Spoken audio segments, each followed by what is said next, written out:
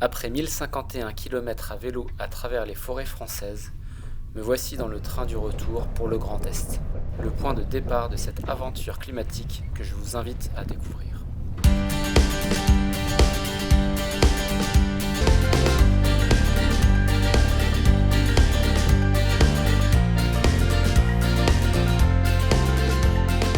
Il est maintenant largement admis que les forêts telles que nous les connaissons dans le nord de la France vont évoluer et ressembler de plus en plus à des forêts méridionales. Des essences comme le hêtre ou l'épicéa ne sont plus adaptées à l'évolution du climat et sont amenées à disparaître de paysages qu'elles ont marqués depuis des siècles. Pour illustrer ces changements de paysage, d'essence et de pratique, je vais essayer de trouver une forêt qui pourrait ressembler à une forêt témoin en 2100. Cette aventure climatique est également une aventure dans le temps. La forêt témoin sera dans un massif forestier à proximité de Nancy, la forêt de Haye. Ce choix a une symbolique forte du fait de la présence de l'école forestière historique française, créée en 1824, maintenant nommée AgroParisTech. Le premier enjeu a été d'identifier la forêt cible. Pour cela, nous nous sommes appuyés sur les données issues de la recherche menée localement dans le laboratoire Silva, mais également internationalement avec les résultats du GIEC. La projection de climat forestier dans le futur ne suffisait pas. Il a fallu également recouper avec d'autres données, comme celle du sol. Bingo, trouvé. Cette forêt coche toutes les cases et il se pourrait que la forêt de Haye lui ressemble en 2100. Rendez-vous pris avec la directrice pour obtenir le feu vert et aller découvrir cette forêt. Et en profiterai pour rencontrer durant mon périple des professionnels forestiers pour recueillir leurs témoignages, leurs observations et leurs actions. Hors de question de m'y rendre en voiture, je prendrai le vélo. Le timing est serré. Entre les préparatifs du voyage, les contraintes professionnelles et les impératifs familiaux, je dois être rentré dans 10 jours, pile à temps pour souffler les 7 bougies de mon grand.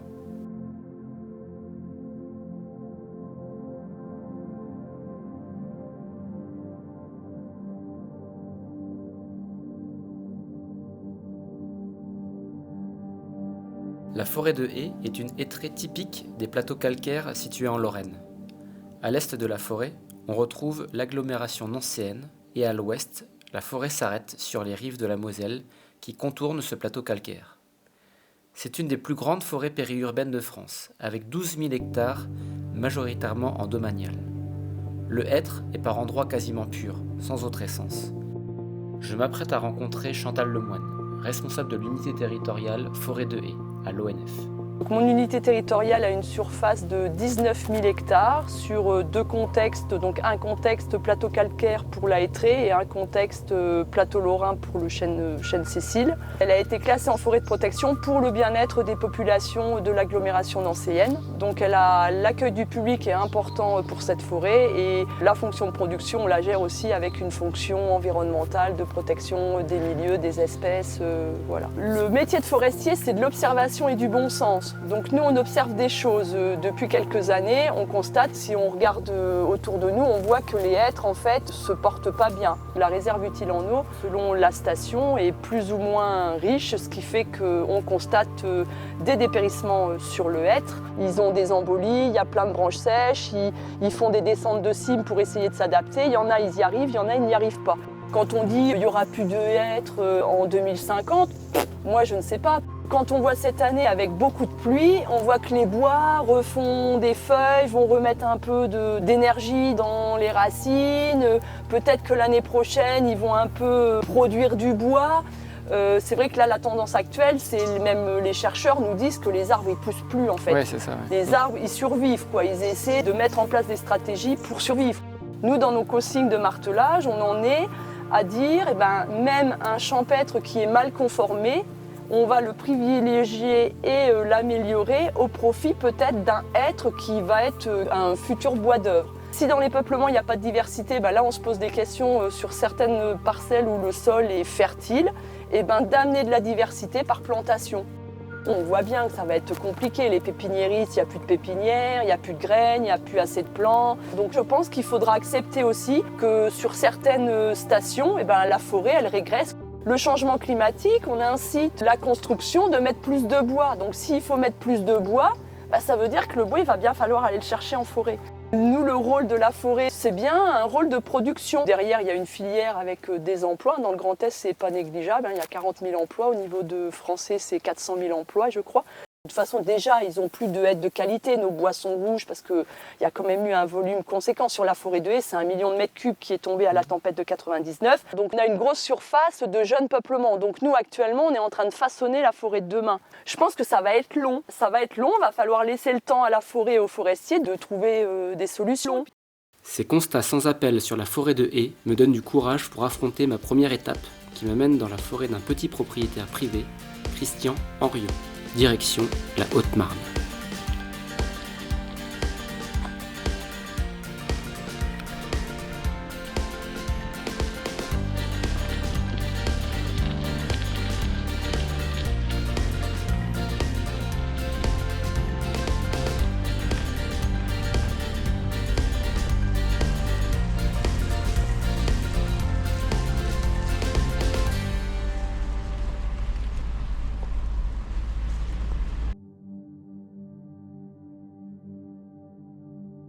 On est sur le plateau calcaire, donc sol calcaire très calcairé.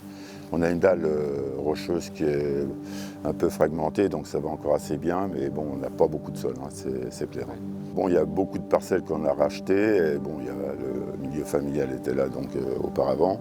On a pu acquérir des parcelles, et on a fait un petit massif, mais ça, parce qu'il y a toujours des récalcitrants, et c'est le monde rural, ça. Il y a eu des plantations de fait il y a 30 ans, 30-35 ans de résineux. La plantation était partie, elle était belle, donc on a laissé partir. Et bon, il y a les scolytes qui sont arrivés, donc là on est obligé de gérer maintenant derrière. Donc ici le résineux est malade, comme vous voyez. Vous savez combien de temps que les scolytes sont arrivés ? Il y a à peu près 4-5 ans. On a déjà fait une petite coupe pour une sanitaire dedans. Et là, bon, il faut continuer. C'est intéressant de conserver quand même les places où il y en a. Mais il faut éliminer quand même un bon rayon autour du scolyté avant que ça se répande.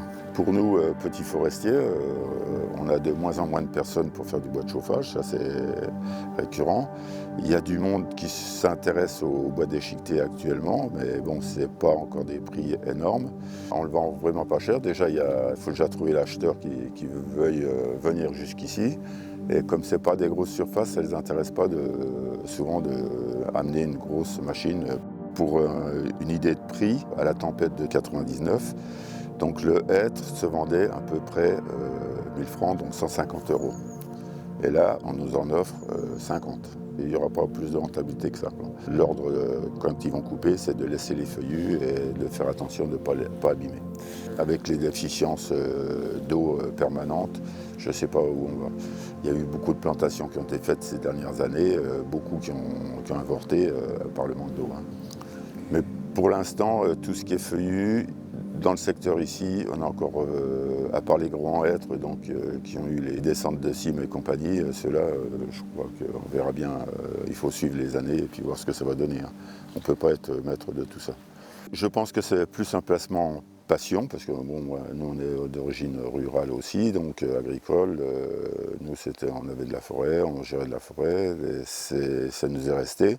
Mais les enfants, eux, je ne pense plus que ça soit la même méthode que nous. Hein. On s'équipe comme au départ.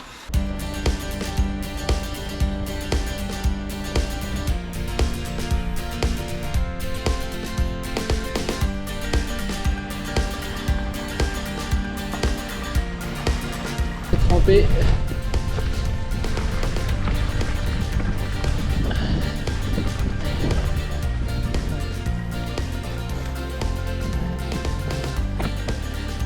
Il y a de l'eau partout, c'est enroulable, c'est tout juste marchable.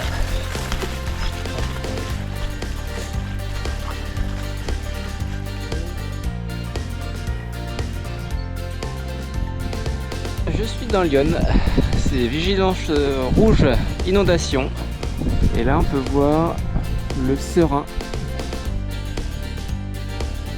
qui a débordé de partout et je ne sais pas comment je vais le traverser.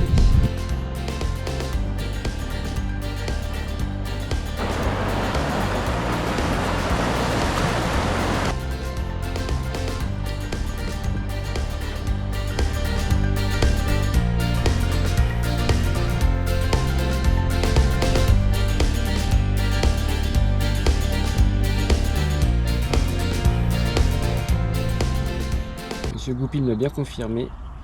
Il me reste maintenant 1h30 pour le rejoindre, alors qu'on s'était fixé.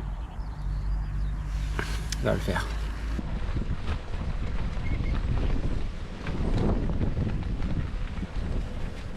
Voilà pourquoi on peut pas aller en voiture partout. Il fallait prendre le vélo pour cette aventure climatique. Ouais.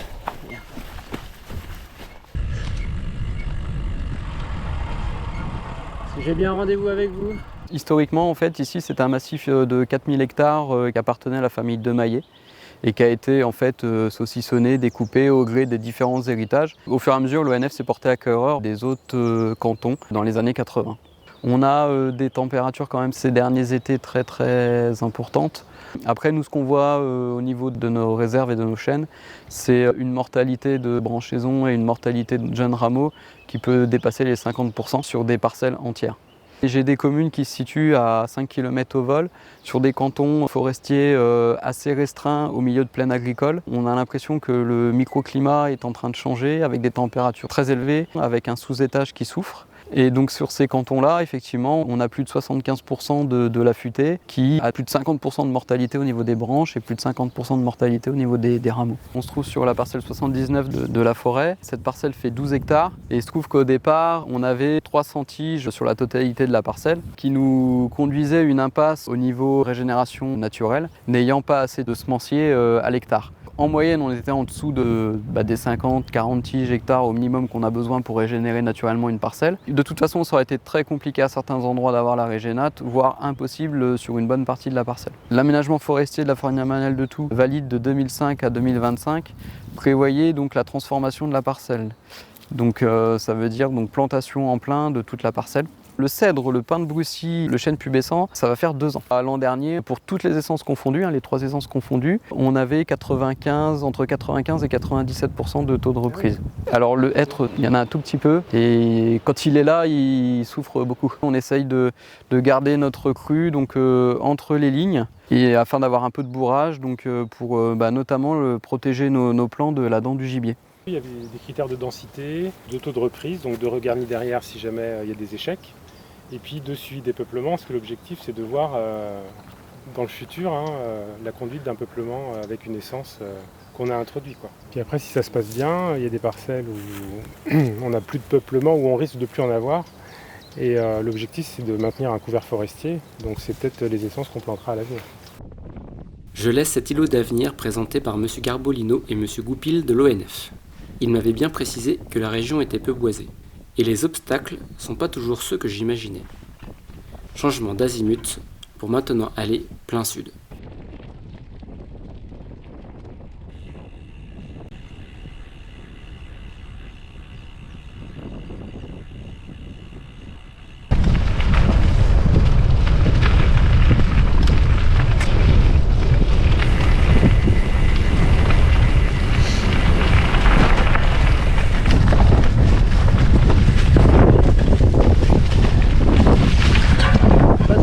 Celui-là.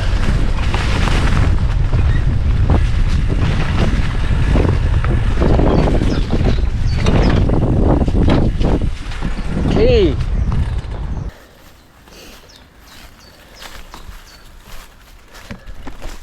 Voilà.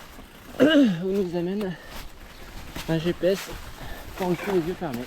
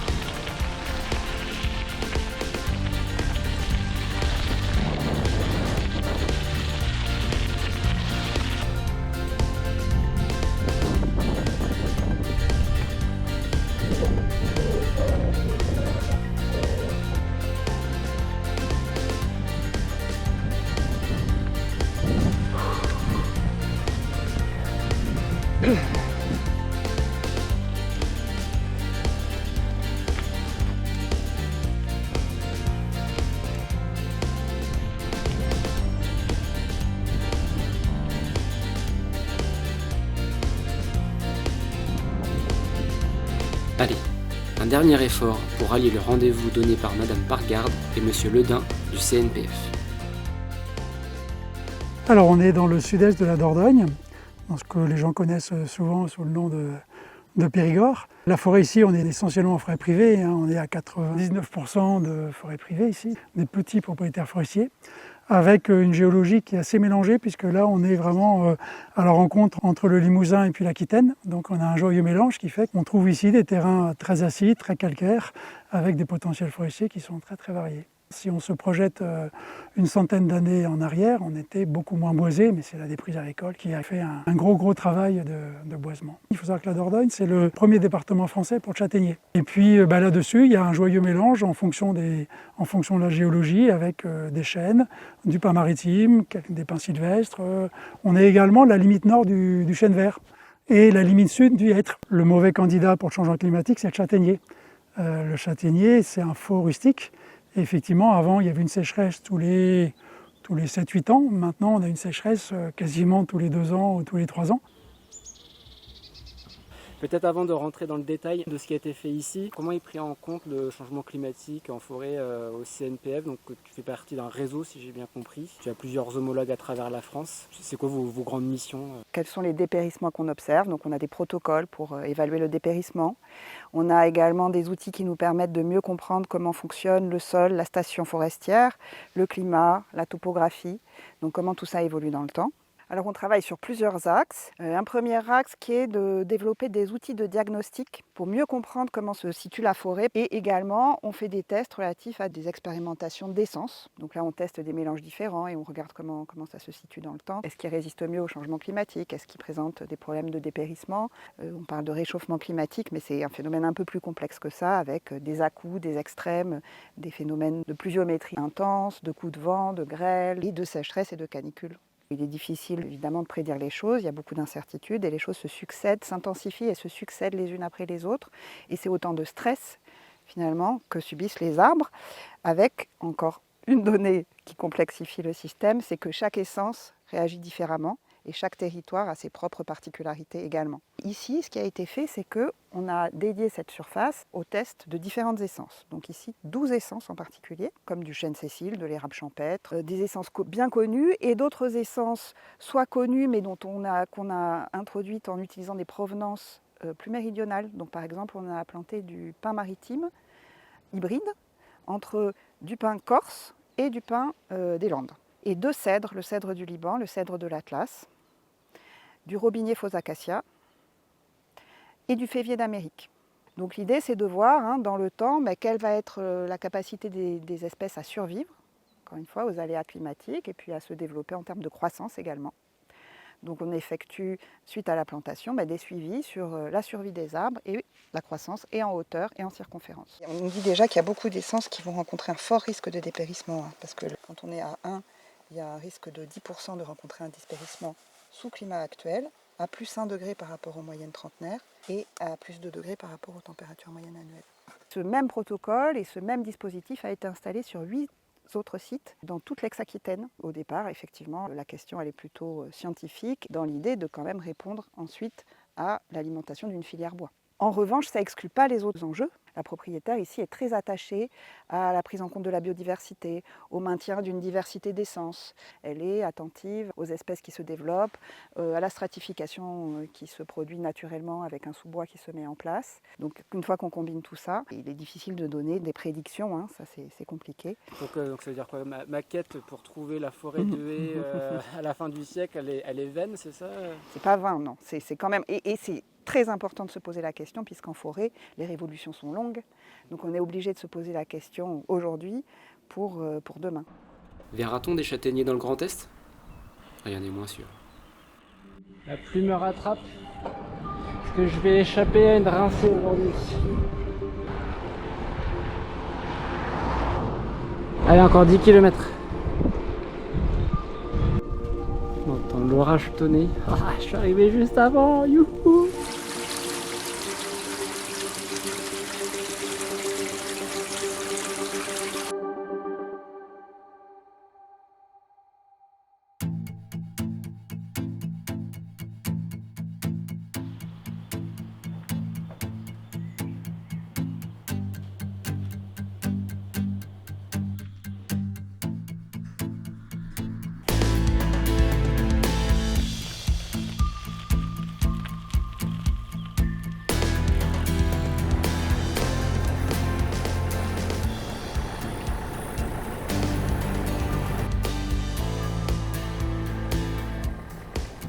Changement de programme. Mon rendez-vous est avancé de 2 heures. Le temps m'est maintenant compté. J'espère que tout ira bien et tant pis pour le repas du midi. Ce sera une barre céréales sur le vélo.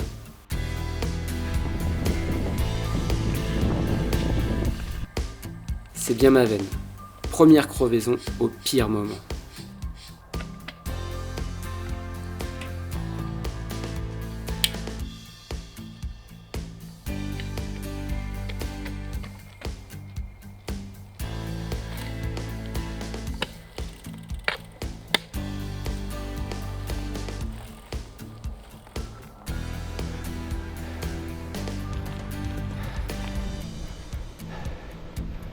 Au loin, la forêt de la Grésigne. Le vélo est un formidable catalyseur de rencontres.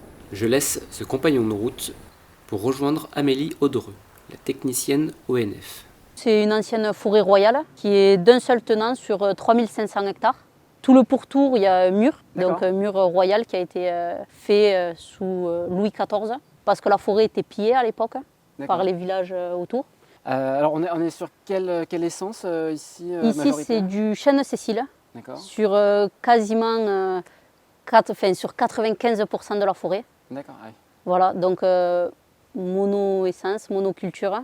Donc entre les changements climatiques, les insectes, la forêt de Grésigne aujourd'hui on est sur une période un peu charnière. Du coup, ce qu'on fait, c'est qu'on fait des îlots d'avenir. On a un déséquilibre, donc un déséquilibre sylvo-cynégétique, et on n'arrive plus à avoir de régénération naturelle. Alors que la forêt de Grésigne a toujours été gérée avec de la régé naturelle. Et comme aujourd'hui on n'arrive pas à l'avoir, on est dans tous les cas obligé de planter. Voilà, c'est des discussions entre tous les acteurs. Et on trouve des solutions ensemble et on met des choses ensemble. Après, on a aussi un suivi d'une placette Ronécofort sur la forêt de Grésigne. C'est un protocole qui a été mis en place pour suivre le débourrement et la chute des feuilles. Il y a des résultats parce que ça fait 20 ans qu'on a un suivi. Donc moi j'ai comparé ce matin sur juste l'année précédente. On a 2 semaines d'avance sur le débourrement. Ah oui. On a des beaux arbres, mais moins qu'à l'époque. La qualité se dégrade au fur et à mesure des années. Voilà, on a des dépérissements aussi dans les jeunes peuplements, pas que dans les vieux. Ils ont un manque d'eau et les pieds font des nécroses. Il y a des tests qui sont faits. Donc nous, on utilise Climessence pour voir le climat sur 60, 70, 80 ans parce qu'il faut vraiment se projeter à long terme, donc sur une centaine d'années. Le constat est compliqué à faire parce il y a certes le climat, mais il y a aussi les sols parce qu'on ne peut pas intégrer l'essence qu'on veut n'importe où. Nous, on a fait des essais sur du chêne du Portugal, chêne des Canaries, en plantation. On essaie des nouvelles essences. On a pris sur le papier, ça fonctionne. Maintenant, on essaye sur le terrain. Il y a déjà eu des tests qui ont été faits sur le résineux, mais même psychologiquement pour les gens, les chênes ont 200 ans ici. C'est ancré dans la mémoire des gens. Si demain on transforme la forêt en résineux, c'est pas possible. La forêt de haies, à la fin du siècle, est-ce qu'elle va ressembler à ici? C'est possible qu'il y ait du chêne Cécile, parce qu'on ramasse aussi sur la forêt de Grésigne, on fait un ramassage de graines, de peuplement classé. Et les graines servent dans toute la France. D'accord. Et on essaie d'adapter les essences, donc on prend nos essences ici pour les monter un peu plus haut dans la France. Du chêne Cécile en forêt de haies, voici une idée moins saugrenue que du châtaignier. Je constate que je ne suis pas le seul à imaginer la forêt du futur. Voici 10 jours que je suis sur mon vélo à travers les forêts françaises. Et j'en ai plein les soquettes. Je décide de rejoindre la gare de Montauban pour rentrer et stopper ma quête de la forêt de haies 2100. Plus que 3 km avant Montauban, mais bien sûr, il fallait que la pluie.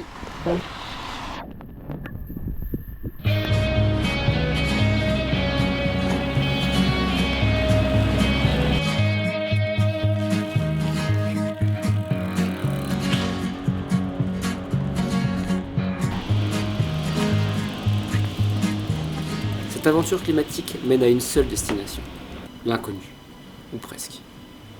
Mais dans ce contexte d'incertitude, l'optimisme et le professionnalisme de toutes les personnes rencontrées m'ont rendu plus serein quant à l'avenir de ma forêt, votre forêt, nos forêts.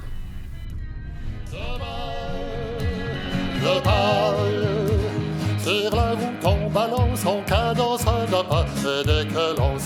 nouvelle nous tend les bras. Qu'importe la distance et qu'importe le temps, une nouvelle chance après chaque tournant.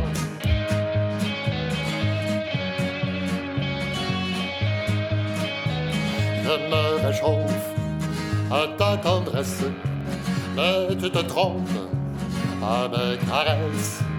D'en bas mon cœur, ne le crois pas, il vit en rythme de mes pas.